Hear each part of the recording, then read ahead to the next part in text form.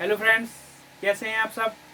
आशा करता हूँ ठीक ही होंगे और माई की कृपा है, अपने माता पिता का आशीर्वाद है हम लोगों के पास, तो ठीक ही होंगे। लॉकडाउन है, देखो हर चीज़ का एक समय निश्चित होता है, कभी ना कभी अंत लॉकडाउन का होगा और कोरोना वायरस का भी होगा। लेकिन ये समय है ना हमारे बीच, इस समय का हम सदुपयोग करना सीख गए तो बच्चों हमारा भविष्य और दिशा निर्देश आपकी क्लास जो लाइव हम भेज रहे हैं डाउनलोड की हुई, वो आपकी दिशा निर्देश तय करेगी। ठीक है ना बच्चों। तो अपन आगे बात करते हैं आज इकोनॉमिक्स, बिना देर की हुई इकोनॉमिक्स की आज छठी क्लास की बात करते हैं। मैं हूं अभी सर, जैसा कि आप परिचित हो मुझसे। इकोनॉमिक्स की आज हम लोग स्टार्ट करने वाले हैं छठवीं क्लास। ठीक है ना, 25 दिन में आपका कोर्स कंप्लीट करवा के देंगे हम। ठीक है ना। आज इकोनॉमिक्स की बात करें तो इकोनॉमिक्स मुद्रास्फीति आप समझो। मुद्रास्फीति क्या होती है बच्चों। मुद्रास्फीति 3 प्रकार की होती है, लागत प्रेरित, मांग प्रेरित स्फीति और साख प्रेरित स्फीति। ठीक है ना।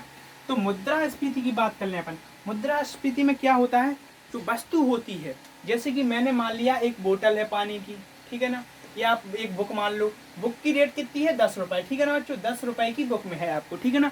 तो 10 रुपए की बुक है, अगर मैंने 10 रुपए को एक आधार बना लिया, ठीक है ना, तो मुद्रास्फीति में क्या होता है, जो वस्तु होती है, बुक को अपन वस्तु मान लें। ठीक है ना, ये है बुक। ठीक है ना बच्चों, थोड़ी मार्कर की प्रॉब्लम है। ये है बुक, ठीक है ना, ये लिखा आपका बुक, इसे आप बुक ही मान लीजिए। ठीक है ना, ये हो गई आपकी बुक। ठीक है ना, ये बुक है, ये वस्तु है। ठीक है ना, ये वस्तु है। तो मुद्रास्फीति में क्या होता है, जो वस्तु होती है उसकी कीमत बढ़ जाती है। पहले इसकी रेट कितनी थी बच्चों, 10 रुपए। ठीक है ना, तो 10 रुपए थी जिसकी रेट, अब कितनी हो गई, 15 रुपए। ठीक है ना। तो जो वस्तु वही है बुक, ठीक है ना, बुक वही है, लेकिन पहले 10 की रुपए की आती थी, अब कितने की आने लगी, 15 की। तो उसमें क्या होता है, जो वस्तु होती है उसका मूल्य, कीमत बढ़ जाती है, तो उसे मुद्रास्फीति कहते हैं। इसमें क्या होता है बच्चों, मुद्रा की कीमत घटती जाती है। मुद्रा की कीमत कैसे घटती जाती है, जैसे अपन पहले 10 रुपए में एक बुक लेते थे। ठीक है ना, एक बुक है ना, वो अपन 10 रुपए में लेते थे। ठीक है ना, एक बुक अपन 10 रुपए में लेते थे। ये हो गई 10 रुपए, ये हो गई एक बुक। ठीक है ना। लेकिन मुद्रास्फीति के बाद क्या हुआ, वही बुक 15 रुपए की आने लगी। ठीक है ना, आप समझो इसे मेरी बात को, क्योंकि आज मैं आपको टॉपिक अच्छी तरह से समझाने वाला हूँ। वही बुक कितने की, 15 रुपए की आने लगी।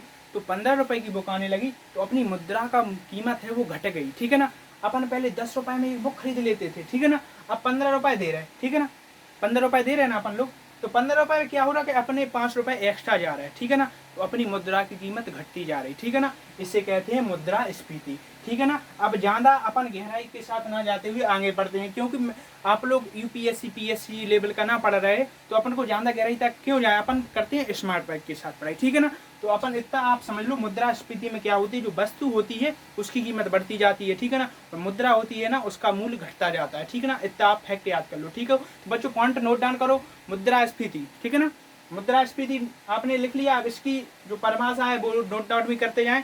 मुद्रास्फीति, मुद्रास्फीति वह स्फीति होती है जिसमें मुद्रा का मूल्य घटता जाता है और जो वस्तु होती है, ठीक है ना, उसकी कीमत बढ़ती जाती है, जिससे कि मुद्रा का मूल्य घटता जाता है। ठीक है ना, इतनी मोटी मोटी बात आप याद कर लो। ठीक है ना, अपन आगे बात करते हैं। ठीक है ना, मुद्रास्फीति 3 प्रकार की होती है, लागत प्रेरित स्फीति और मांग प्रेरित स्फीति और साख प्रेरित स्फीति। इस 3 पॉइंट भी याद कर लो। ठीक है ना। अब लागत प्रेरित स्फीति में क्या होता है, तो लागत प्रेरित की अपन बात कर लें बच्चों। ठीक है ना, तो लागत प्रेरित में क्या होता है, जब किसी उत्पादक या उत्पाद की, लागत प्रेरित में क्या होता है, जब किसी उत्पाद या उत्पाद की जो बनाने में जो खर्चा आता है, ठीक है ना, तो वो खर्चा बढ़ जाता है। जैसे अपनी कोई पहले 10 रुपए में बुक बन रही थी, ठीक है ना, एक बुक 10 रुपए में पहले बन रही थी। ठीक है ना, अपन बुक का फिर उदाहरण लेते हैं। एक बुक पहले 10 रुपए में बन रही थी, अब वो 12 रुपए में बन रही। ठीक है ना, 1 रुपए 10 रुपए में बन रही थी, तब बुक 15 की देता था। ठीक है ना, अब वो बुक 12 रुपए में बन रही, तो इसकी रेट भी बढ़ेगी बच्चों। ऐसा थोड़ी कि वो पहले 10 में बन रही थी बुक, तो पहले वो 15 में दे रहा था। ठीक है ना, अब उसकी लागत में 2 रुपए की वृद्धि हो गई। ठीक है ना, तो 2 रुपए की वृद्धि हो गई, जिससे कि वह बुक की कुल लागत कितनी हो गई, 12 रुपए। तो 12 रुपए कुल लागत हो गई इसकी। तो अब वो बुक आपको 15 की नहीं देगा, अब वो बुक देगा आपको 17 रुपए की, या उसके ऊपर डिपेंड करता है, या 20 रुपए की भी दे सकता है। ठीक है ना, जैसा उसको प्रॉफिट या लॉस होता हो वो आपको महंगाई के साथ बढ़ाएगा। ठीक है ना, तो ये भी आप समझ सकते हो। अब मांग प्रेरित स्फीति क्या होती है, मांग प्रेरित में क्या होता है, जब किसी की वस्तु की जैसी मांग बढ़ती जाती है तो उसकी कीमत भी बढ़ती जाती है। इसे आप मांग प्रेरित से समझ सकते हैं। ठीक है ना, मांग पीरियड जैसे कि ये आप मार्कल समझ लेते हैं, ठीक है ना। अब मार्कल की क्या होती है, 10 मार्कल हैं और मांग करने आ गए 15 लोग, तो इसकी मांग बढ़ने लगी बहुत ज़्यादा, ये मार्कल से आप समझ लो। तो जब ये मार्कल 10 रुपए की आती थी, जब मांग ज़्यादा बढ़ गई तो वही मार्कल आपको 15 में दे भी सकता है, 20 रुपए में दे सकता है। तो इसमें क्या होता है, मांग पीरियड स्फीति में जब किसी भी वस्तु की मांग बढ़ती जाती है तो उसकी कीमत भी अपने आप बढ़ती जाती है। अब अपन समझ लेते हैं साख पीरियड स्फीति। जब बाजार में मुद्रा की मात्रा बढ़ जाए तो वस्तुओं का भाव बढ़ने लगता है, ठीक है ना। साख पीरियड में क्या होता है, जब मुद्रा बढ़ जाए, जैसे कि पहले हर किसी के पास मान के चलो 100, 1000 रुपए होते थे, ठीक है ना। किसी के पास 100 रुपए होते थे, 100 रुपए के सभी के पास होते थे। अब क्या होता है, मुद्रा की मात्रा बढ़ गई, अब 2000 रुपए इनके पास होने लगे, इनके पास 200 रुपए होने लगे, ठीक है ना। और जिनके पास एक भी रुपए नहीं होते थे उनके पास 50 रुपए होने लगे। तो क्या होता है, साख प्रेरित स्फीति में क्या है कि जब मुद्रा की मात्रा बढ़ती जाती है, जैसे किसी के पास पहले 50 होते थे तो 60 रुपए हो गए, या किसी के पास एक भी रुपए नहीं होते तो उनके पास 20 रुपए, 30 रुपए, 40 या रुपए की मात्रा कुल मिला के क्वांटिटी बढ़ गई, तो क्या होती है, वस्तु की कीमत भी अपने आप बढ़ जाती है। उसे कहते हैं साख प्रेरित स्फीति, ठीक है ना। इसे भी आप समझ चुके होंगे, ठीक है। अब अपन यह देश के लिए अच्छा संकेत होता है, क्योंकि इसमें क्या होता है, रोजगार मिलता है और बेरोजगारी कम होती है। तो साख प्रेरित स्फीति है ना, ये साख प्रेरित स्फीति यह देश के लिए अच्छा संकेत होगा। इसमें क्या होती है बच्चों, बेरोजगारी कम होती है, ठीक है ना। बेरोजगारी कम होती है, कम यहाँ पर लिख लें, और रोजगार मिलता है, बढ़ता जाता है, ठीक है ना। ये आप समझ सकते हैं, ये होता है आपकी साख प्रेरित स्फीति में। आशा करता हूँ आपको मुद्रास्फीति जो मैंने समझाया वो आपको समझ में आ गया होगा, ठीक है ना। अब अपन बात करते हैं मुद्रास्फीति।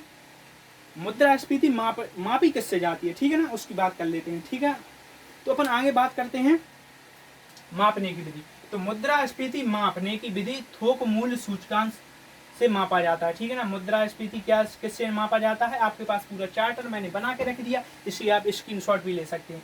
मापने की विधि किससे मापी जाती है, वो होती है थोक मूल्य सूचकांक। इसका आधार वर्ष कितना लिया था बच्चों, वो था 2011-12, ठीक है। और अन्य जो विधि है मापने की वो भी आपको बता दूं, मुद्रास्फीति की अन्य विधि कौन है, वो है उपभोक्ता मूल्य सूचकांक, एक हो गया आपका सेवा मूल्य सूचकांक। ये विधि से भी आपकी मुद्रास्फीति मापी जा सकती है, वो है उपभोक्ता मूल्य सूचकांक और सेवा मूल्य सूचकांक। मेन से अभी किससे मापी थी, अभी मापी थी थोक मूल्य सूचकांक, जिसका आधार वर्ष कितना लिया था बच्चों, वो लिया था 2011-12।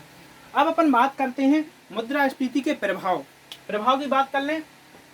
तो मुद्रास्फीति के प्रभाव में क्या होता है, वृद्धि किसमें होती है, कमी किसमें होती है, लाभ किसमें होता है बच्चों, है ना, और आपकी हानि किसमें होती है, किस किस सेक्टर में क्या हानि होती है, उसकी भी अभी आपको बात कर लेते हैं, ठीक है ना।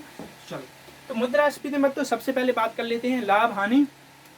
देखो अब आगे बात करते हैं पर प्रभाव की। प्रभाव में देखो बच्चों, वृद्धि किसमें होती है, मुद्रास्फीति में वृद्धि किसमें होती है, ठीक है ना। मुद्रास्फीति ये हो गया आपका।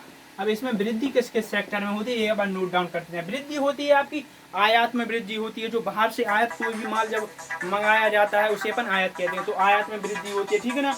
रोजगार में वृद्धि होती है, आयात में वृद्धि होती है, ठीक है, रोजगार में वृद्धि होती है, ठीक है ना।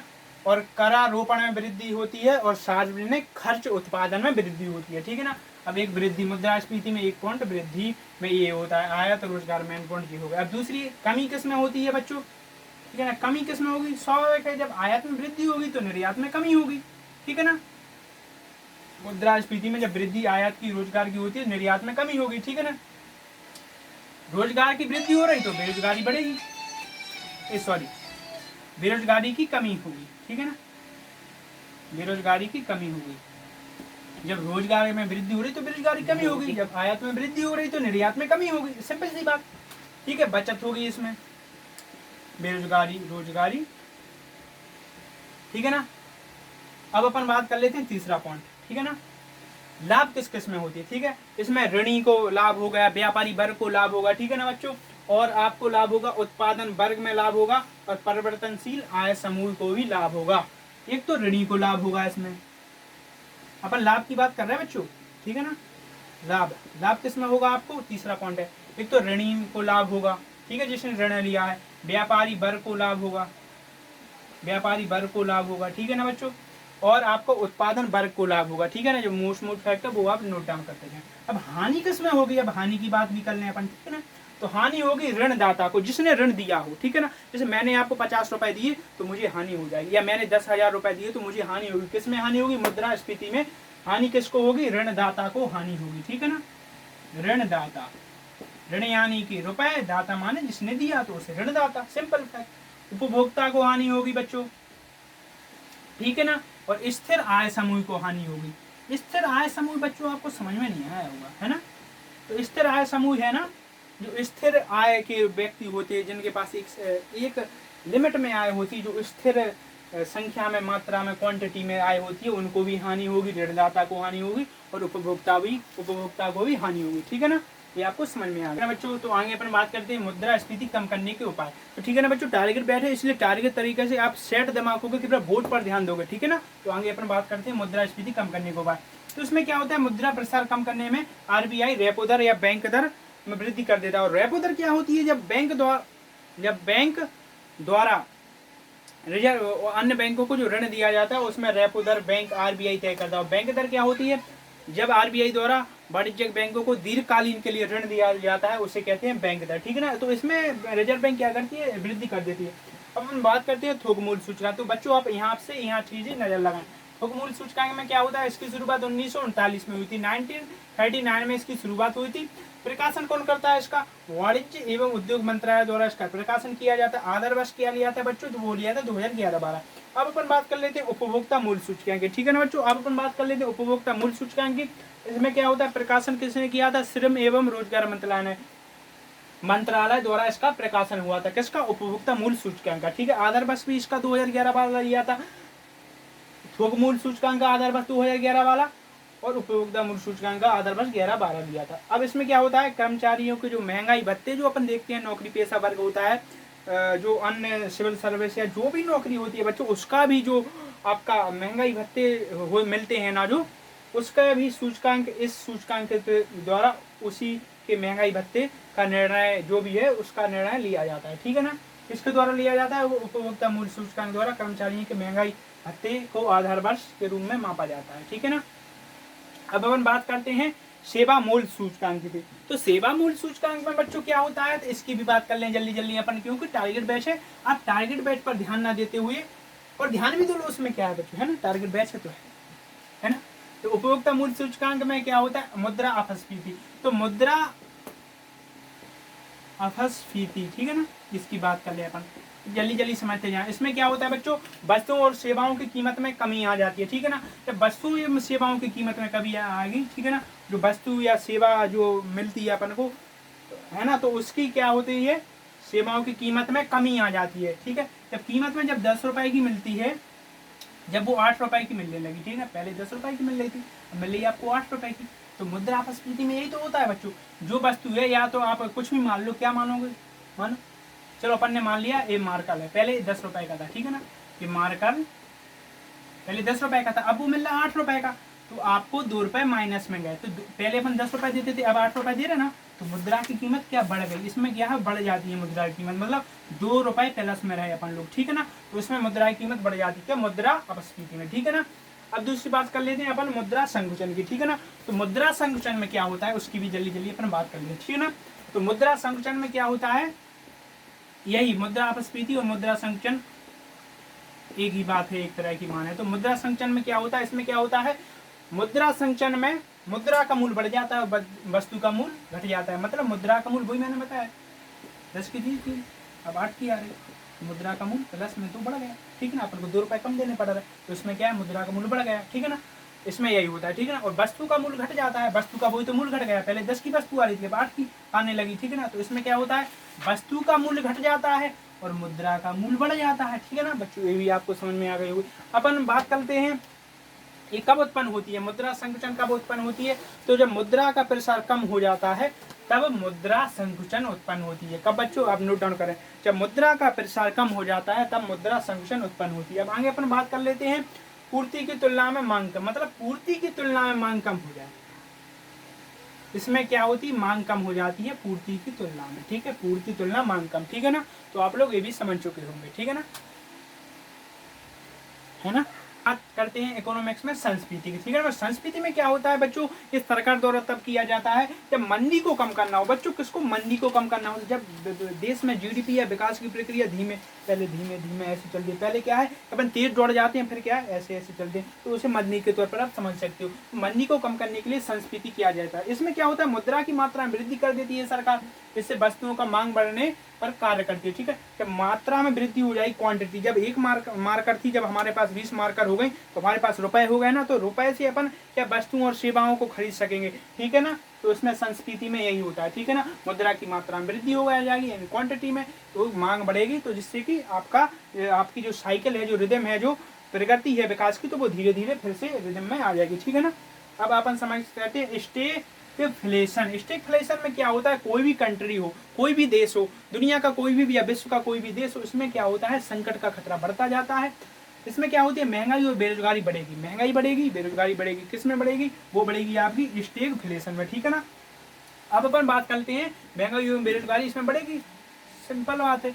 अब अपन बात करते हैं फिलिप्स की। बच्चों यहाँ पे आप फिलिप्स में क्या होता है, इसमें क्या होता है, मुद्रास्फीति और बेरोजगारी के बीच संबंध बताया जाता है। जो मुद्रास्फीति और बेरोजगारी के बीच संबंध किसमें बताया जाता है, वो बताया जाता है आपका फिलिप्स चक्र में बच्चों, ठीक है ना। ये क्या होता है, मुद्रास्फीति और बेरोजगारी एक दूसरे के अपोजिट होते हैं, ठीक है ना। डायरेक्शन क्या है, अपन ऐसे है, ये मुद्रास्फीति, जी और बेरोजगारी एक दूसरे के एक साथ नहीं होंगे, अपोजिट होंगे दोनों, ठीक है ना। इसमें भी ये भी आपको समझ में आ गई होगी। जब मुद्रास्फीति बढ़ेगी तो बेरोजगारी कम होगी, सिंपल बात है। जब मुद्रास्फीति